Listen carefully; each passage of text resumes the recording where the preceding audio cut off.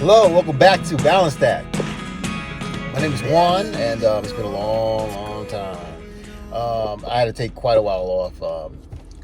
I had to do a pretty big rearranging of my life. My life is completely different now.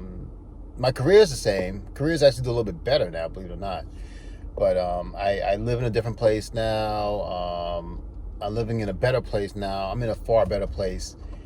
Not far better financially, but better place financially. I'm in a better place spiritually, emotionally, and physically. Honestly, everything's working out much better. I got a few more grays since maybe last you've seen me, but beyond that, things are going great. Really, really great.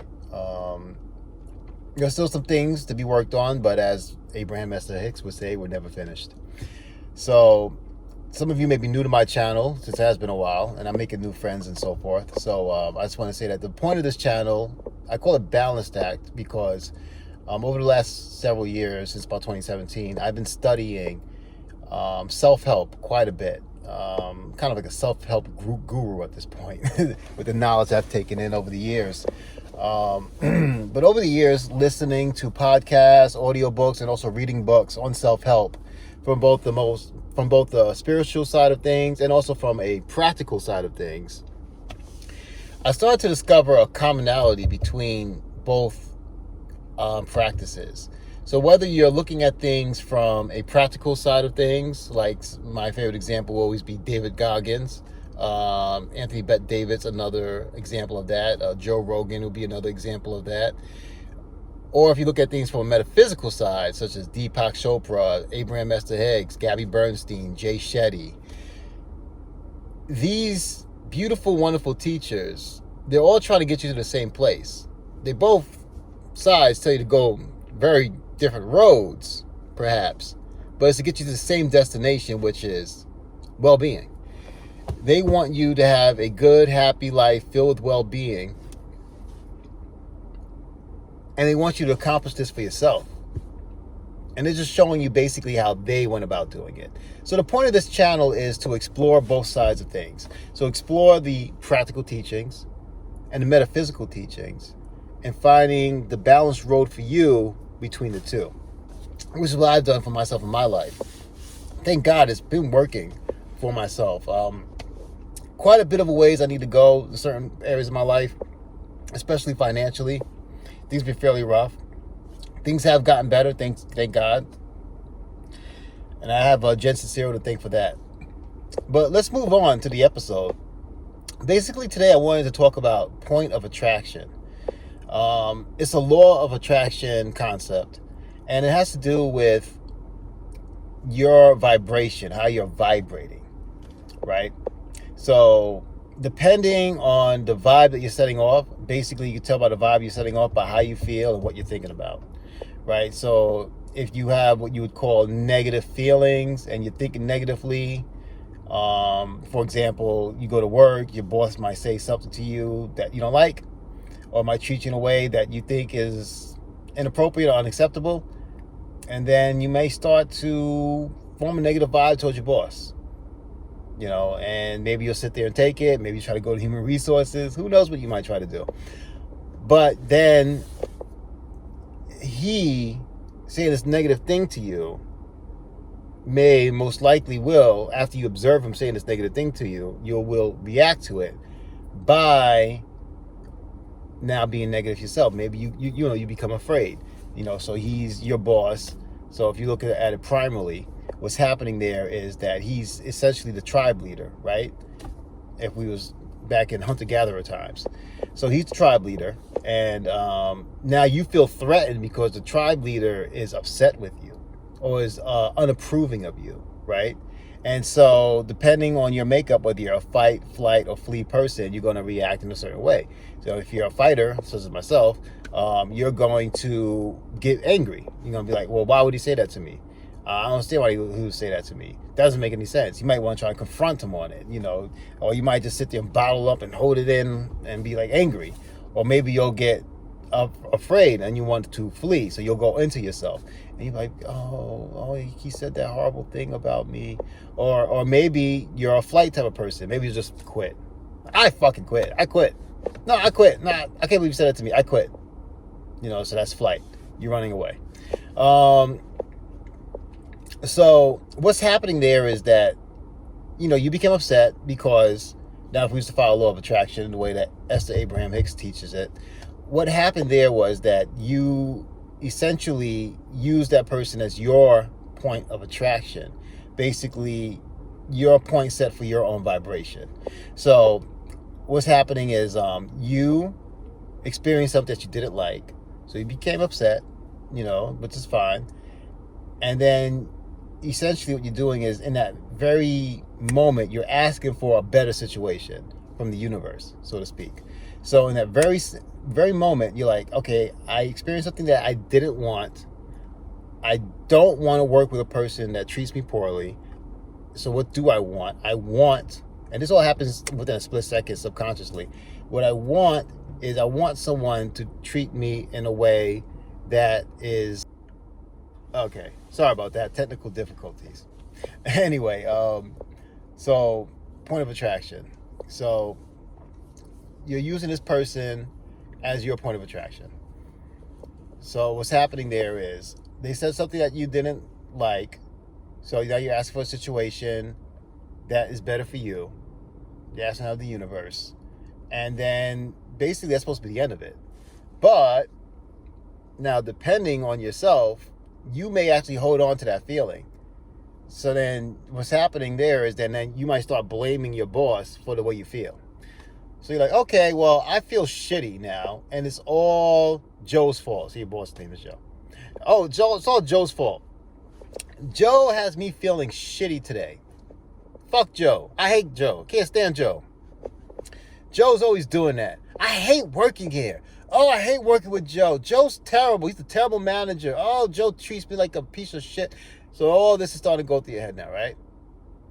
So what you have done is you effectively given Joe your power, right? So now Joe is in control of you and how you feel.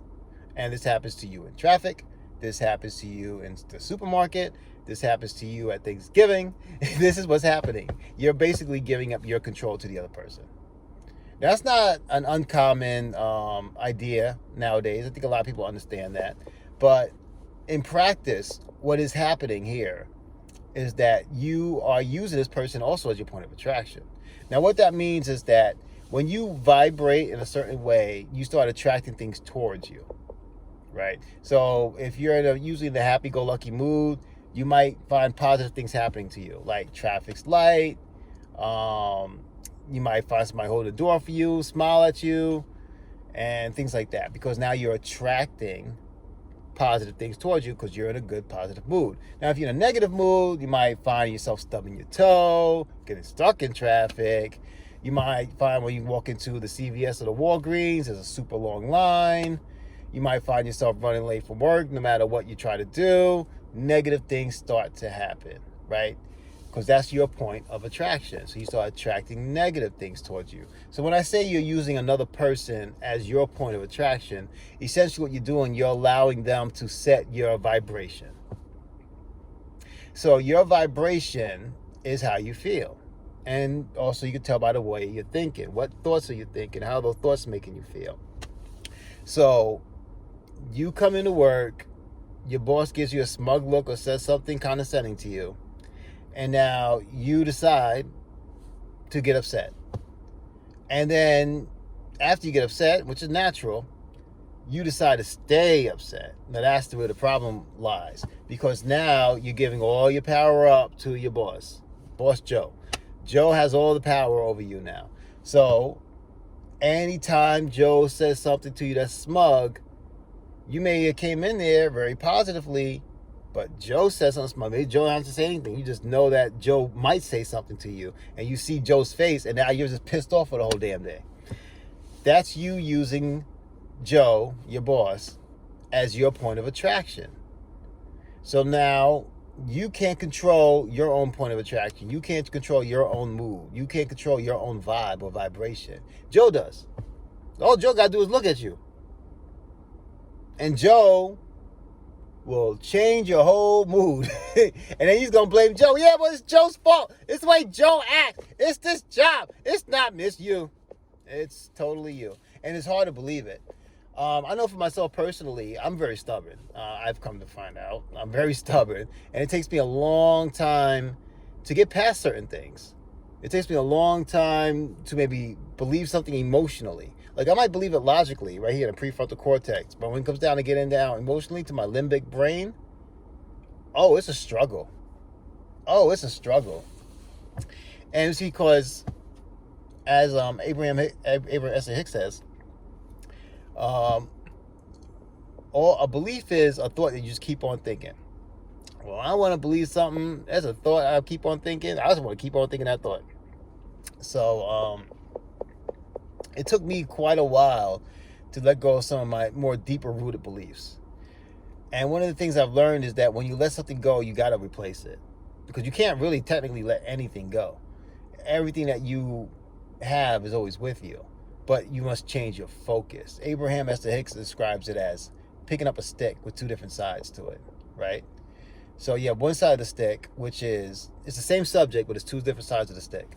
So yeah, you pick up a stick, right? And then you look on the right side of the stick and say that stick is money. And then you're like, I don't have any money. I don't have enough money to pay my bills. I can't believe this. How old am I? I'm 35 years old and I still can't pay my own bills? I don't have a savings account. What is this? This world is terrible. Oh my gosh, it's because the Republicans are in power. So the Democrats are in power. So that's that side of the stick. And then you got the left side of the stick, right? You look at the other side of the stick. And it's like, oh my God, I was able to pay my rent this month. I got this job.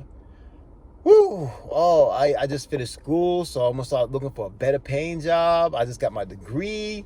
Oh my goodness. Oh, I can't wait. So I'm making like $75,000 a year doing what I'm doing and doing something I love. I'm probably gonna move to California. Then start making $100,000 a year, buy a really nice house out there. Or maybe not California. Things are kind of weird in California. Ooh, maybe Arizona. Oh, I love Phoenix. I could go to Phoenix. Oh my gosh, and I could make so much money out there. Oh my, and where I'm studying, it's big in Phoenix. There's a big market for it in Phoenix. Oh, I can't. That's the other side of the stick, right? That's the same subject, maybe even the same person talking in the same situation, but they're focused on one side of the stick, the negative, or the other side of the stick was the positive.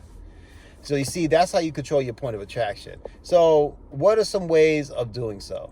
So beyond just changing your focus, what I do in order to do that, to change my focus, is I do my appreciation practice. So every morning I write down for 5 minutes after I journal things I appreciate. I just write it down. And I actually think about the things I appreciate, and I write down things I appreciate, and I think about how it makes me feel. And so then that feeling now is igniting within me. So now I feel the way I want to feel. I feel good. I feel appreciative. Even I wake up cranky and doing this practice always puts me in the right place. Meditation obviously is another one. Meditation I could always highly recommend. Meditation I think is key. Abraham, so it's gonna be a very Abraham heavy episode, but Abraham always describes it as, we're talking about law of attraction, so it makes sense. Abraham describes it as you not thinking, as you thinking, your vibration is gonna naturally rise. So it's kind of like putting yourself in neutral mode, right? So if you're in neutral mode, what's gonna happen is, yes, you were naturally good, positive beings, right? Because we're eternal beings. But, a lot of times our thoughts and our experiences will weigh us down. So once you start to think to yourself, oh, okay, I'm going to sit down and meditate for a little while, and I'm just going to focus on my breath, or I'll focus on the sound of the air conditioner or the sound of the birds or whatever. So you start thinking anything other than like the sound of your breath or the birds, right? You're just sitting there and, you're just being. You're not thinking about anything, right? So your vibration naturally rises to its natural standpoint, which is pure positive energy. So those are some ways that you can begin to change how you're feeling in the moment. So definitely recommend journaling, getting all those ideas out of your head onto the page, meditation, and then also, of course, the appreciation practice. Exercise also helps a lot too. Basically anything to get your mind off of the bad thing and focus on the good thing. Now, if we look at things at a more practical sense, and say if you don't believe in law of attraction at all, I think it's a bunch of BS, then you can look at it as you are attracting attention to yourself. Because when you start to act a certain way, other people notice. So if you feel a certain way, it shows in your body language, in your facial expression, your mood changes. So your mood is showing out extensively. So then people will begin to react to it. Depending on your culture, people will react to it differently. Some people might just say you're rude, or you're nasty, or they might not deal with you, or people might just ignore you. Or they might just get very transactional with you. Hey, how you doing today, Juan? How you doing today? You doing good? Okay, great. And walk away. So, oh man, Juan's not in a good mood today. So now, what you are doing, you are attracting negative experiences to you. And there's also this concept of, oh man, I always have a problem with this one. Self-actualizing, not self-actualizing, but let's just call it self-actualizing, where I can think of right now. Self-actualizing prophecy, self-fulfilling prophecy. That's the one. Okay, so self-fulfilling prophecy. So how that works is like this. Let's say a 6-year-old walks into the class, and let's say that 6-year-old unfortunately is abused, right? So a 6-year-old is used to being hit by their mom or dad or whatever. And they walk into a class, it's a brand new class, and they have a teacher who likes to hug the students as they walk in. So you have this elementary school teacher hugging all the students, right, as they come in, and this is just her way. And so then the little girl walks up, and then she has this idea that all adults are dangerous, no adults like me, right? So she has this idea from her parents. So now she walks up to this teacher, and then the teacher's about to hug her. The teacher notices the child goes like this, like kind of reacts like, whoa, like abusive people do, unfortunately. She flinches. So the teacher doesn't hug her because the teacher assumes from her body language she doesn't want to be hugged. And so now the girl now reinforces her belief that all adults are dangerous and no one likes me. I'm a bad kid. And now she thinks the teacher thinks the same thing with her too. She hugged every other student but me. Why not me? She must not like me. So I'm just a bad kid. That's a self-fulfilling prophecy. Okay? So you have to be careful of your mood and what you think, because others are watching and others will react to you. And everything we get through this world is through other people. We have to be a cooperative component, so to speak, in this world. And that works in the metaphysical and in the practical. So basically, you got to kind of watch your mouth up here. What are you saying to yourself? How are you reacting to situations? Can you react a little bit better than you are reacting? And this is the key to making your point of attraction your own self. It has to be your own self, your own spirit. So you have to always remind yourself and be in the practice of doing it. Because when those situations come up, like your boss dissing you, you're ready. Because you're like, I'm good. I'm good. Oh, when Joe acts like that, I hate it. I don't like it. When Joe acts like that, that's Joe. That's Joe. I don't know what's Joe's problem. That's Joe's problem. I know I'm good. I know I'm fine. I know I didn't do anything wrong. I just walked to the door. And Joe decided Joe wants to be Joe. So that's just Joe. So I'm going to go to my desk and I'm going to do my job. You see? You kept your point of attraction because you practiced this. You practiced this how? Through meditation. You practice it through maybe affirmations, through writing down positive things that you appreciate. Okay? And watching your thoughts up here. Watch your beliefs on your day-to-day.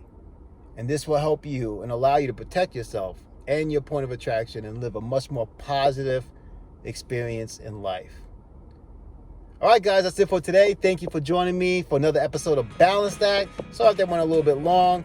It's been a long time, and I'm very happy to be back. Very happy to see you all. You can also follow me on Instagram and TikTok. I do little affirming little messages every day. And any support you have, I appreciate it. You can subscribe to the channel if you like what you see here, and also tell your friends about it too. I'm always here. This is a journey that we're taking together. This is not me just trying to teach you anything. This is about me passing on what I've learned and what's been working for me. And also, let's explore these ideas together, because some of these ideas are new to me. So let's explore these concepts together. Comment on the bottom on anything that you're curious about, anything you might want to learn about, any questions you might have, or any answers you may want to give. Thank you all, and may you find the path between the practical and the physical to your own well-being. Thank you, and I love you.